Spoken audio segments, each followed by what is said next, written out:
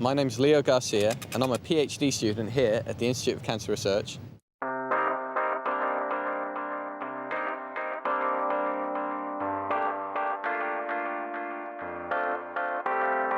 I do research in the field of ultrasound elastography, which tries to help diagnose cancer. In particular, I'm looking at using this during brain tumour surgery to help guide the surgeon to find the tumour. Leo is also a STEM career role model, taking science into schools.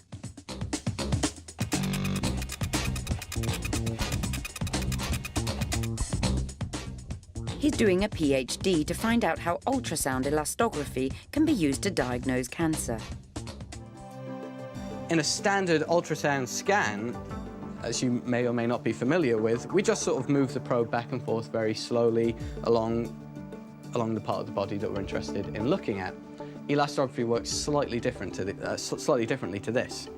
Instead of moving up and down and around to explore the tissue, instead what we do is gently press up and down with the probe.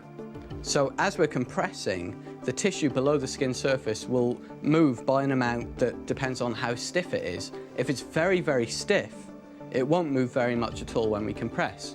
If it's very soft, it'll move a lot. And that depends how it shows up in our final image. If it's very stiff, it'll show up as black. If it's soft, it'll show up as white. And this is really, really useful because malignant tumours tend to be stiffer than benign tumours, and obviously that has incredible use in diagnosis.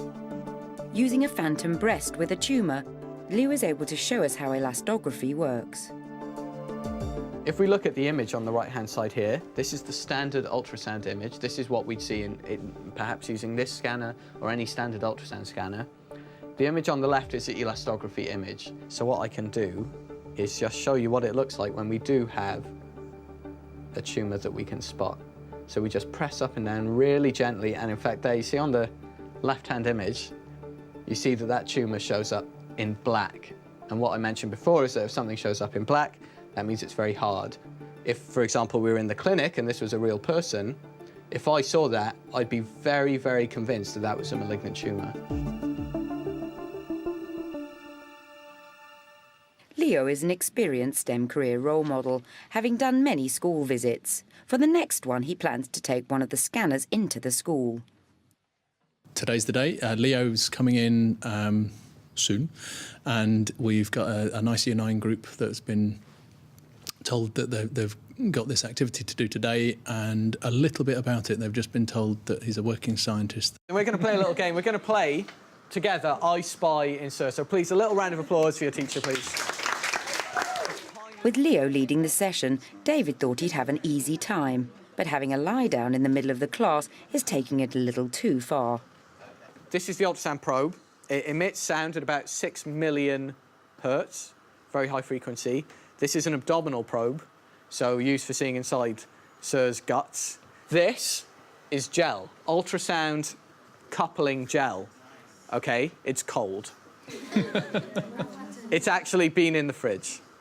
And this lets the ultrasound come out of the elements and into Sir's body nice and easily. Okay, if we didn't have any, the sound would just bounce back off the skin surface. But because we've got this, it means it can travel right through. So we're going to start on here. Okay. Right. What can you see through the ribs? His heart. His heart, okay. And you can see because it's pulsing. Sir is alive. He is not dead. So what can we see next to his heart? Liver. His liver, exactly. Okay, that's his liver. Now, the liver is huge. It's a very large organ. Who's this little fella down the bottom? His baby. It's a boy. What is that down the bottom? Is that a little Kidney. Kidneys. Looks like kidneys as well, doesn't it? Before we started the session, Sir drank some Coke, okay? Now, what happens when you drink something? Where does it go? Into your stomach. Okay, and where does it go after that? To the bladder. It's gone down his food pipe, to give it a scientific name, into his stomach, and hopefully down into that big thing. Look how full it is. That's very nice. Now, That's his bladder. Now, if I do this, we might be able to see things flowing into it. That's it. Sir is having a wee inside himself. That's disgusting. To have someone that does do science, can talk about it, knows an awful lot about it, has got some character and is willing to interact with the kids, take their questions, ask them questions, it's just a dream. I think the best bit was when they used the ultrasound on the teacher and show the different parts of it, like inside the body, and the way that you could identify different like organs and stuff like that. I've worked with a variety of age groups. I've done everything from primary school up to year 13. So I've had to arrange and make a variety of different sessions for different age groups. And a planning meeting before every event between STEM career role model and class teacher is really important. If I wheel in a physicist to a bunch of year 9s and say, here's a physicist, but he works for cancer research, they're going to find that concept quite puzzling, because we tend to chunk up science into chemistry, biology and physics. Okay. And I think they probably view you more as a biologist. So could you explain to me and to them how that works? When we're looking at pretty much any form of diagnosis that we have, be it MRI or CT, you know, X-rays, they all have a very nice grounding in physics. MRI is a very, very nice example of a pure physics topic that's been applied directly to medicine. In terms of cancer as a whole, are you interested in any information about that at all? Would that... Definitely. I mean, it's not something that's specifically on the curriculum, but that's not a problem. That would be a bonus to give them some more information about that. I will just check with their head of year that there are no issues around the topics of cancer and ultrasound that we need to be aware of. What is a tumour?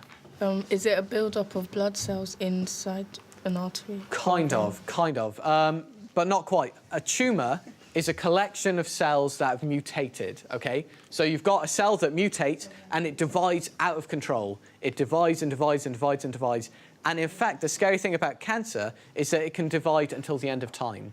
If you put a cancer cell in a petri dish with enough food for it to live on, it will divide and replicate forever. What's the difference between a malignant tumour and a benign tumour? A bad one and a good one. Exactly. One is good, well, although both are obviously bad. A malignant tumour spreads. It does what's called metastasize, OK? It metastasizes, which means it sends cancer cells out to different parts of your body to make other tumours show up. A benign tumour will just grow. Now, it just so happens that these tumours tend to be harder, stiffer than healthier tissue. And this is why when a doctor tells you to check yourself for lumps, what you're doing is using your hands to feel for variations in stiffness inside your body.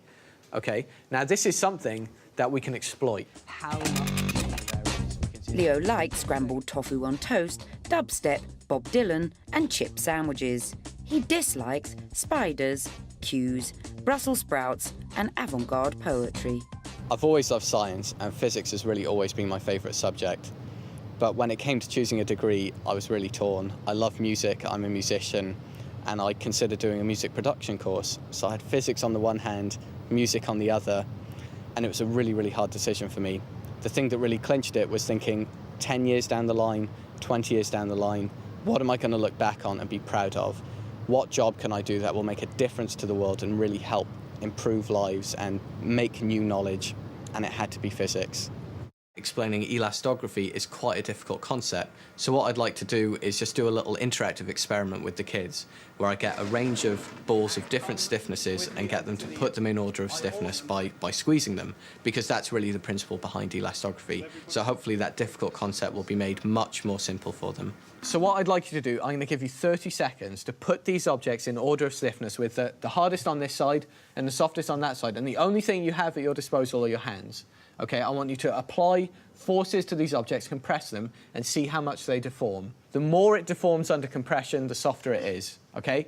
So, in 3, 2, 1, go. That one's soft. That one similar to this one. We need that one up. OK, you're just coming up to 15 seconds remaining. This could just test. No. This one, see how much you can. We're running out of time.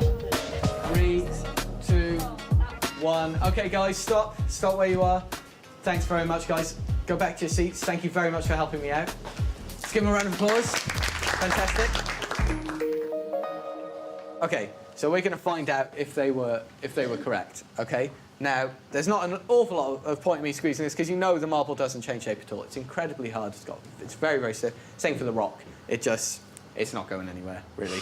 Now, this cricket ball, so that's changing shape quite a lot. You see it bulging out the sides, decreasing in height. This is what we're looking for. This is how elastography works. Benign tumours are often spherical, just like this ball, and when we squeeze them, they do exactly the same thing. They bulge out at the sides and they decrease in height because they're very soft. And this is just a really good example of it. This is exactly what we would expect a spherical benign tumour to act like. And that's really cool because that's what we see in the clinic, and that's what we're seeing here today. So it shows that our science is good, and also that you guys put these things in roughly the right order as well.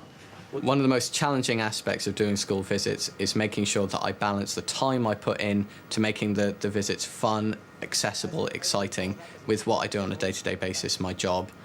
It's really important that the visits are of very, very high quality, but I certainly don't want the quality of my work here to go down. However, I think it's really, really important that I do these school visits because I get a lot out of them, and I hope that I can pass on some of the knowledge that my supervisor has given me to the next generation. So, we're going to sum up, okay? Scientists are developing and refining technologies all of the time. Science is a challenge, and it should be. Science is satisfying, and especially in the field that I work in, it's extremely worthwhile, knowing that the physics that you do in the lab can go on to help save lives. In this lesson, we got to see real equipment, not videos about equipment. To be able to see how the ultrasound's used in front of us, it was really interesting to know. And also to be part of it as well, to be doing it yourself, to learn for yourself, not just from what other people say. I definitely recommend being a STEM ambassador. It really, really is very enjoyable. Also, I think it's very important for any scientist to get used to communicating. Yeah, Leo was very interesting because he explained about the different types of tumours and cancer, what leads to cancer, and what we can do to stop it and stuff like that. Yeah, it was really good. Most of the stuff I didn't really know, so it was actually really good to learn about it. This is a really nice opportunity to G people up and give them something interesting to study. More than that, it's useful for me as a practicing teacher to actually sit down with someone with a level of scientific knowledge far greater than mine who can explain it very well. So already we're talking to Leo about using some of his ideas for the new A-level course coming in at Key Stage 5, so lots of medical imaging in there.